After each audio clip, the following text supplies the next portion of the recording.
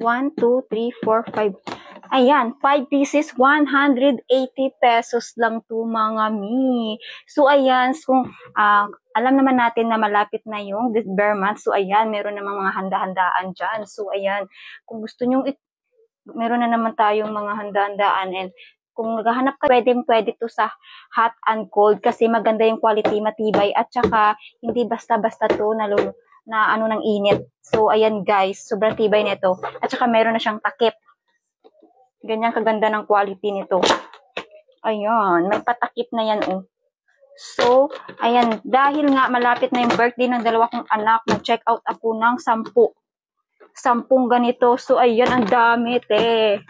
So, ang dami nito. So, ayan, guys. Sobrang mura na lang to. 5 pesos, 180 pesos ko lang to nabili. So, 10 ang chinek out ko, mga mi. 10 chinek out ko. So, ayan, kung gusto nyo i-check out, ilalagay ko na lang yung link sa ating comment section. Ayan, ang ganda nito kasi matibay.